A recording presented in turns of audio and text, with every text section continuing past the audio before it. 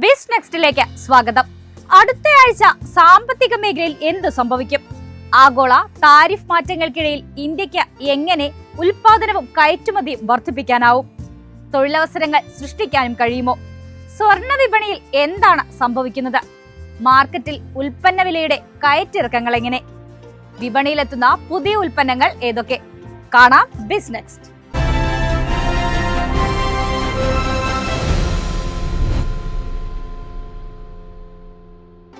അമേരിക്കയുടെ താരിഫ് യുദ്ധം ചൈനയിലേക്ക് ശ്രദ്ധ കേന്ദ്രീകരിക്കുമ്പോൾ മുതലെടുക്കുകയാണ് ഇന്ത്യ. തൊഴിലവസരങ്ങളിൽ വൻ മുന്നേറ്റവും ഇന്ത്യ കണക്കുകൂട്ടുന്നുണ്ട്. ഇന്ത്യയുടെ പ്രധാന ലക്ഷ്യങ്ങൾ രണ്ടാണ്: തൊഴിലവസരങ്ങളും സാമ്പത്തിക വളർച്ചയും. കയറ്റുമതി നയിക്കുന്ന സമ്പദ് വ്യവസ്ഥയല്ല ഇന്ത്യയുടേത്.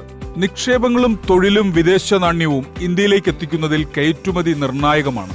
ചൈനയ്ക്ക് 125% താരിഫ് ചുമത്തിയ US നടപടി ഇന്ത്യയുടെ കയറ്റുമതി GDP അനുപാതം വർദ്ധിപ്പിക്കാൻ അവസരമൊരുക്കും. കയറ്റുമതിയിൽ ഇന്ത്യക്ക് സാധ്യത നൽകുന്ന മേഖലകൾ 3 electrical, pharma, textiles. China, Pakistan, Bangladesh, Vietnam തുടങ്ങിയ പ്രധാന എതിരാളികളുമായി താരതമ്യപ്പെടുത്തുമ്പോൾ താരതമ്യേന കുറഞ്ഞ താരിഫാണ് ഇന്ത്യക്കുള്ളത്. കളിപ്പാട്ടങ്ങൾ, സ്പോർട്സ് ഉൽപ്പന്നങ്ങൾ, റബ്ബർ, തുകൽ പാദരക്ഷകൾ തുടങ്ങിയ മേഖലകൾ ഇന്ത്യക്ക് വികസനം ഉറപ്പു നൽകുന്നവയാണ്. തൊഴിലവസരങ്ങളിൽ ഇന്ത്യക്ക് തുണയാകുക MSMEകളാണ്. ഹ്രസ്വകാല, ദീർഘകാല സാധ്യതകൾ ഇതിലൂടെ പ്രയോജനപ്പെടുത്താനും കഴിയും.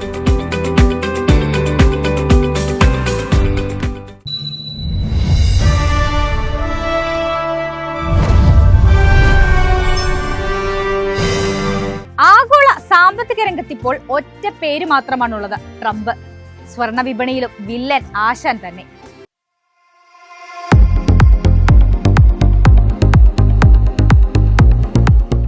വ്യാപാര യുദ്ധം കത്തിക്കയറുകയാണ്. മുഖ്യ ശത്രുവായി ചൈനയെ പ്രഖ്യാപിച്ചു കഴിഞ്ഞു അമേരിക്ക. ആഗോള സാമ്പത്തിക രംഗത്ത് സ്ഥിതിഗതികൾ മോശമാണ്. സ്വർണ്ണവിലയിലും മറിച്ചല്ല കാര്യങ്ങൾ. US ഡോളർ കൂപ്പുകുത്തിയ അവസ്ഥയിലാണ്. രാജ്യാന്തര സ്വർണ്ണവില കത്തിക്കയറുകയാണ്. ഓഹരിയും കടപ്പത്രങ്ങളും ആർക്കും വേണ്ടാതായി. സ്വർണം മാത്രമാണിപ്പോൾ നിക്ഷേപമായി മുന്നിലുള്ളത്.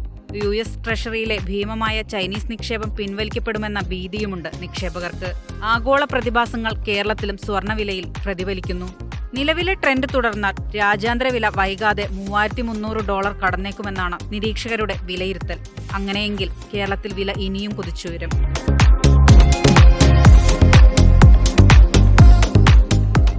കാർഷിക വിപണിയിൽ അടുത്ത വാരം.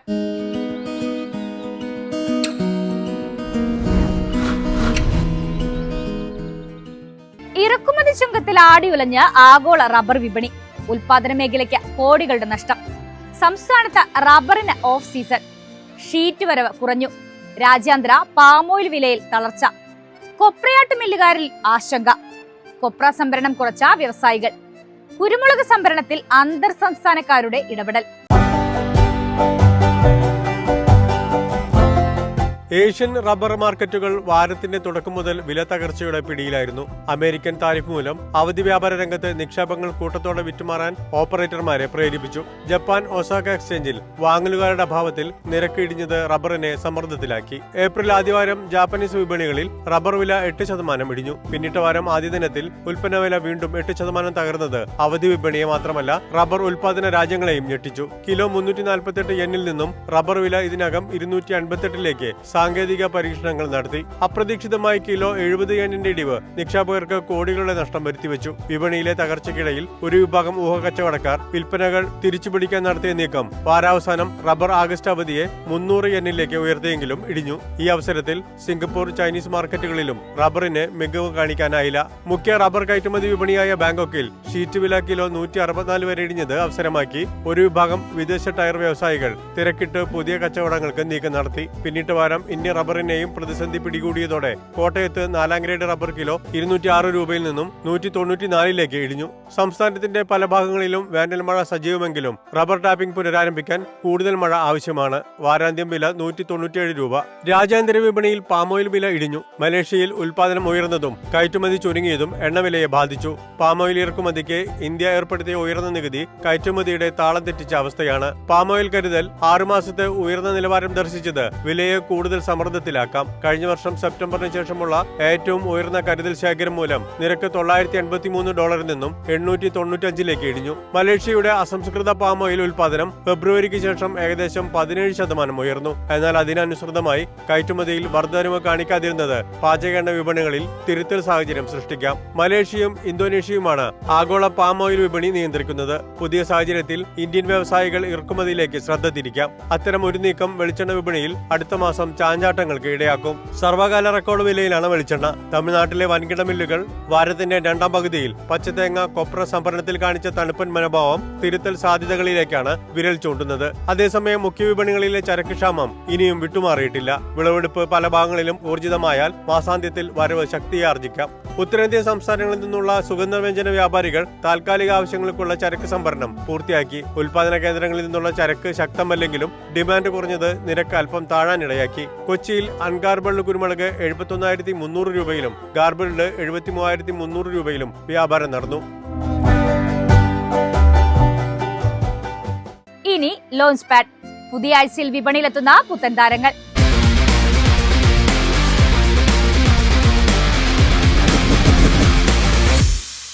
പഴയകാല ഹീറോ നോക്കിയ തിരിച്ചു വരുന്നു. പ്രീമിയം വിപണിയിലേക്കാണ് മാസ് വരവ്.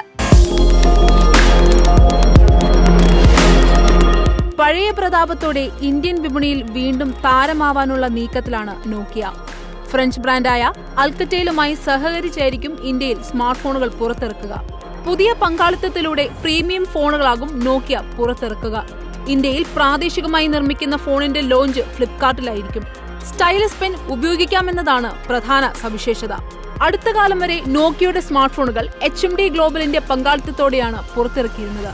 എന്നാൽ കഴിഞ്ഞ വർഷം മുതൽ HMD സ്വന്തം ബ്രാൻഡിംഗുമായി മുന്നോട്ടു പോകാൻ തീരുമാനിക്കുകയായിരുന്നു. കൃത്യമായ ലോഞ്ച് തീയതി കമ്പനി ഇതുവരെ പുറത്തുവിട്ടിട്ടില്ല.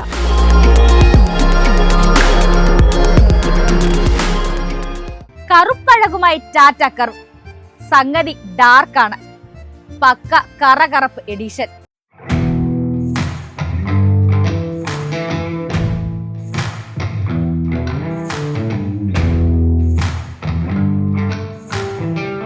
പൂർണ്ണമായും കറുപ്പിലാണ് ടാറ്റ കർവിന്റെ പുതിയ എഡിഷൻ എത്തുന്നത്. ഇന്റീരിയറും കറുപ്പ് തന്നെ.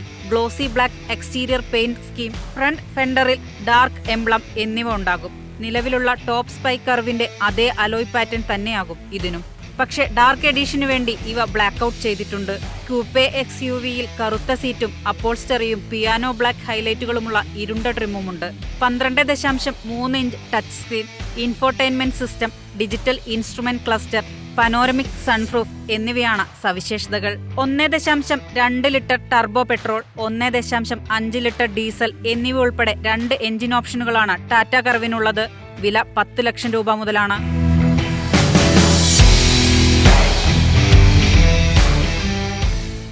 വിനോദവാരം.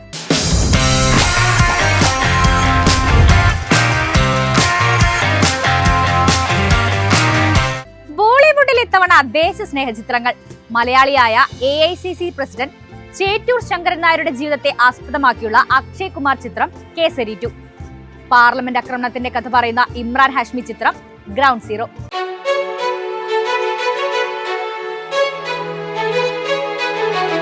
കേസരി 2-വിൽ അക്ഷയ് കുമാർ C. ശങ്കരൻ നായരായി അഭിനയിക്കുന്നു.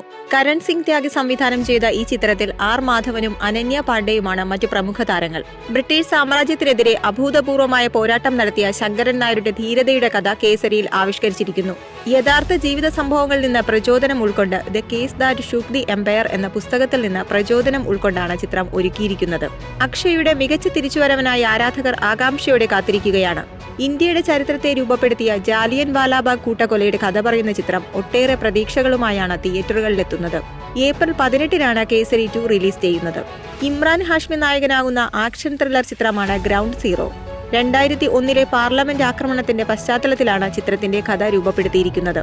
പ്രശസ്ത ചലച്ചിത്ര നിർമ്മാതാവ് തേജസ് പ്രഭ വിജയ് ദിയോസ്കറാണ് ഗ്രൗണ്ട് സീറോ സംവിധാനം ചെയ്തത്. ഏപ്രിൽ 25-ന് ചിത്രം പ്രദർശനത്തിലെത്തും.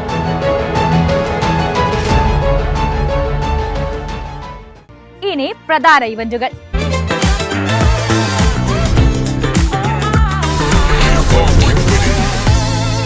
കൊച്ചി വണ്ടർലായുടെ 25-ാം വാർഷികത്തോടനുബന്ധിച്ച മ്യൂസിക് ഷോ തരംഗം ഈ മാസം 26 ശനിയാഴ്ച. കൊച്ചി ചവറ കൾച്ചറൽ സെന്ററിൽ ക്ലാസിക് മ്യൂസിക് ഡാൻസ് പ്രോഗ്രാം ഈ മാസം 26, 27 തീയതികളിൽ ചാവറ കൾച്ചറൽ സെന്ററിൽ. ഇതോടെ ബിസിനസ് അവസാനിക്കുന്നു. അടുത്തയാഴ്ച കാണാം. ബൈ.